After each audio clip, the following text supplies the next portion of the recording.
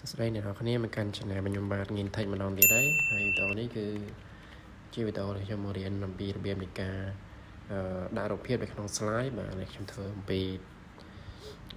ចលនាដែលយើងគួរតែដាក់នៅក្នុង slide តើយើងគួរប្រើចលនាមួយណាបាទឬមួយក៏ transition បាទហៅថា transition មួយណាអញ្ចឹងសម្រាប់ការដាក់រូបភាពនៅក្នុង slide រាល់ដងបងប្អូនតែងតែដាក់ជាមួយនឹង insert picture បាទប៉ុន្តែក្នុងវីដេអូនេះគឺខ្ញុំអត់បរៀនរបៀបនៃការ insert picture ទេគឺយើងប្រើជាមួយនឹងលក្ខណៈ save តែម្ដងបាទអញ្ចឹងនេះគឺជារបៀបចាស់ទេដែលខ្ញុំនេះបាទការដំបូងគឺបងប្អូន insert បែបហ្នឹងដើម្បីដាក់នៅក្នុង slide បាទប៉ុន្តែការធ្វើរបៀបនេះគឺធ្វើឲ្យ slide យើងអត់មានចលនាស្អាតទេនេះគឺជាការឧទាហរណ៍របស់ខ្ញុំទេហើយខ្ញុំនឹងលុបរូបភាពនឹងចេញវិញនៅពេលដែលខ្ញុំចូលដល់វិធីមួយទៀតបាទនេះគឺជាការ insert តាមបែបរូបភាពអញ្ចឹងយើងត្រូវការ delete រូបភាពនឹងចេញហើយយើងចូលមកកាន់វិធីរបស់យើងតែម្ដងបាទគឺយើងចូលមកកន្លែង insert ដូចគ្នាប៉ុន្តែយើងប្រើលក្ខណៈ shape បែបនេះបាទអញ្ចឹងយើង click ទៅលើវាហើយបងប្អូនរើសមើលថា shape មួយណាដែលបងប្អូនចង់ដាក់ហើយចំពោះខ្ញុំគឺខ្ញុំយក shape មួយនេះដែលវាមានលក្ខណៈ4ជ្រុងដែលយើងអាចដាក់រូបភាពទៅវាបានស្អាតណាហើយយើងទាញ shape បែបហ្នឹងមកបាទបន្ទាប់មកពេលដែលយើងធ្វើម៉េចយើងអាចដាក់រូបភាពចូលក្នុងបានអូខេអញ្ចឹងយើងធ្វើការ right click ទៅលើ shape មួយនេះបាទឬមួយក៏យើងហៅថាចុច mouse ស្ដាំដើម្បីឲ្យវាចេញផ្ទាំងមួយនេះបងប្អូនចូលទៅពាក្យថា format shape នេះបាទចុចលើវាមួយមកបន្ទាប់មកវានឹងលោតទៅដល់កន្លែងនេះបងប្អូនរកមើលពាក្យថា fill នេះហើយបន្ទាប់មកយើងរកមើលពាក្យថា picture បាទកន្លែងនេះបាទហើយដោយសាររកនេះខ្ញុំបានដាក់មិញអញ្ចឹងវាចេញបាទស្រាប់តែម្ដងចឹងបងប្អូនចង់ដូររូបបងប្អូនចូលទៅកន្លែង insert នេះបាទ insert ឡើងនេះបន្ទាប់មកវានឹងឲ្យយើងជ្រើសរើសឲ្យថាយើងរើសរូបភាពនៅកន្លែងណាអញ្ចឹងខ្ញុំយកកន្លែងនេះមកហើយរូបភាពបងប្អូនដាក់នៅកន្លែងណាយកកន្លែងហ្នឹងមកបាទអញ្ចឹងខ្ញុំសូមធ្វើការដាក់រូបភាពនេះចូលបន្ទាប់មករូបយើងគឺវាចូលមកក្នុង step របស់យើងហើយបាទអញ្ចឹងជឿបន្ទាប់ទៀតបងប្អូនចូលទៅ edit shape របស់វាថាយើងគួរតែដាក់បែបណារហូតដល់បងប្អូនចូលទៅកន្លែង picture format ប៉ុន្តែដោយសារតែយើងប្រើ shape អញ្ចឹង picture format គេអត់ឲ្យយើងប្រើទេអញ្ចឹងយើងចូលមកកន្លែង shape format ដើម្បីយើងធ្វើការកែវាអូខេកន្លែងនេះគឺយើងអាចកែជាមួយនឹង shadow ផ្សេងៗបាទអញ្ចឹងបងប្អូនរើសទៅថាមួយណាដែលបងប្អូនពេញចិត្តអូខេអញ្ចឹងខ្ញុំដាក់ពណ៌នេះតែម្ដងបាទខ្ញុំដាក់ពណ៌ណាដែលមើលទៅវាស្អាតបងប្អូនអូខេខ្ញុំឧទាហរណ៍ខ្ញុំដាក់យកពណ៌នេះសិនចុះដែលជា shadow របស់វាបន្ទាប់មកបងប្អូនធ្វើការ duplicate slide បាទយើងចូលមកកន្លែង slide ទី1របស់យើងចុច right click លើវាហើយយើងចុចពាក្យថា duplicate ណាដើម្បីឲ្យវាចេញ slide មួយទៀតអញ្ចឹងនៅក្នុង slide ហ្នឹងគឺយើងឃើញរូបដដែលទេបងប្អូនអញ្ចឹងយើងយកអារូបហ្នឹងយើងអស់មកកន្លែងណាមួយដែលយើងចង់ឲ្យចលនារបស់វានឹងរត់មកកាន់ slide ទី2ហ្នឹងបាទអញ្ចឹងនៅក្នុង slide ទី2ហ្នឹងគឺខ្ញុំចង់បដូររូបភាពបាទដោយសារតែយើងចង់ឲ្យ slide ទី1មកដល់ slide ទី2គឺយើងចូលរូបភាពថ្មីអញ្ចឹងក្នុង slide ទី2យើងត្រូវតែដូររូបភាពវាបាទអញ្ចឹងជាដំបូងគឺយើងអត់មានអីទេយើងសេរីទីតាំងមកថាយើងចង់ដាក់នៅកន្លែងណាអូខេអញ្ចឹងពេលដែលយើងចង់បដូររូបយើងចុចទៅលើរូបហ្នឹងទៅបងប្អូនវានឹងចេញកន្លែង format background នេះsorry កន្លែង format picture ហ្នឹងហើយបើសិនជាវាអត់ចេញទេបងប្អូនអាចធ្វើការ right click វាដូចមុនបានហើយយើងចូលមកកន្លែង insert បាទដូចទៅតាអញ្ចឹងទៅតោះមកយើងចូលមកកន្លែងរូបភាព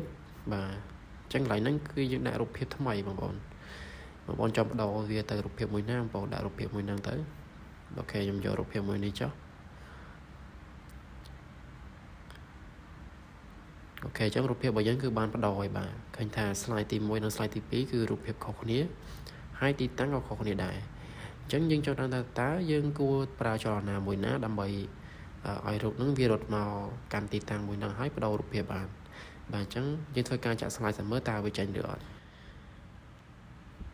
អូខេបន្ទាប់ពីយើងចាក់ slide មើលហើយគឺយើងឃើញថារូបហ្នឹងគឺវាអត់ទាន់មានចលនាស្អាតទេបាទអញ្ចឹងជំហានមួយទៀតគឺយើងត្រូវ add ជាមួយនឹង transition របស់វាបាទអញ្ចឹងកន្លែងនេះគឺយើងយក transition ទី1នេះមកបាទឈ្មោះថា mob ហ្នឹងបាទអញ្ចឹងយើងចុចទៅលើវាមកដើម្បីឲ្យរូបភាពហ្នឹងគឺវាមានចលនាអញ្ចឹងបាទអូខេយើងឃើញចលនាវាស្អាតណាស់មែនតើ ok chắc nhưng thôi ca duplicate slide từ slide tí 3 tớiដើម្បីយើងបដូររូបភាពវាទៅរូបភាពមួយទៀតបាទចឹងនេះគឺគ្រាន់តែជាឧទាហរណ៍របស់ខ្ញុំទេបើសិនជាបងប្អូនធ្វើ slide លក្ខណៈធ្វើនៅសាលាអញ្ចឹងបងប្អូនដាក់អក្សរអីត្រឹមត្រូវណាតែនេះគឺខ្ញុំបង្រៀនអំពី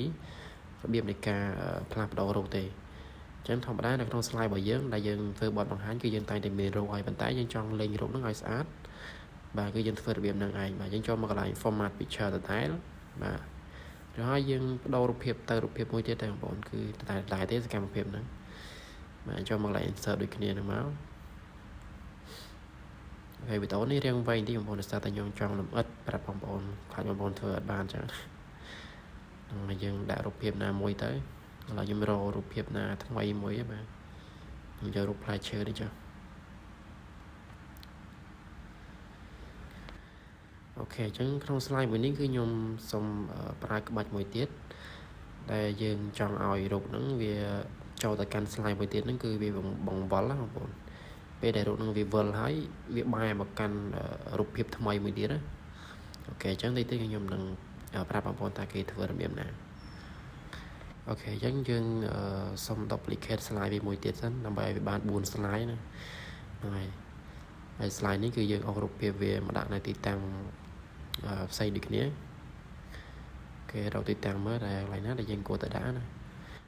អូខេអញ្ចឹងយើងអស់វាដាក់នៅកន្លែងណាមួយទៅបាទបន្ទាប់មកកន្លែងនេះគឺយើងថ្មីទីបងប្អូនចូលមកកន្លែង save format នេះដដែលប៉ុន្តែបងប្អូនរកមើលពាក្យថានេះបងប្អូនកន្លែងនេះហ្នឹងគឺយើងអាចផ្លាស់ប្ដូរបង្វែររូបភាពបានបងប្អូនអញ្ចឹងខ្ញុំសុំបង្វែរវាទៅបញ្ច្រាស់វិញបាទយើងផ្ទុយពីរូបភាពនៅ slide ទី3អញ្ចឹងបើថាយើងបង្វែររូបវាដើម្បីឲ្យរូបហ្នឹងវាវិលមកស្អាតណាហើយចូលមកកន្លែងនឹងដដែលបាទ picture នេះហើយ insert បន្ទាប់មកយើងដូររូបភាពតើរូបភាពមួយណាដែលយើងចង់ឲ្យវាវិលទៅវាដូរមករូបហ្នឹងណាអូខេអញ្ចឹងខ្ញុំដូររូបភាពថ្មីមួយទៀតខ្ញុំយករូបនេះចុះបាទអូខេអញ្ចឹងរូបហ្នឹងគឺបានចូលមកហើយជាមួយនឹង transition គឺយើងប្រើ transition ដដែលទេបងប្អូនយើងប្រើអាហ្នឹងដដែលទេអញ្ចឹងខ្ញុំសាកចុចវាសាកមើលបាទអូខេបងប្អូនឃើញថារូបហ្នឹងគឺ vival មកស្អាតបែបហ្នឹងបាទអញ្ចឹងវាមាន style ច្រើនណាស់មែនតើដែលយើងគួរតែដឹងដែររបៀបនៃការធ្វើ slide ណាអូខេឥឡូវខ្ញុំចាយបងប្អូនមើលបាទនេះគឺជាចលនារបស់វា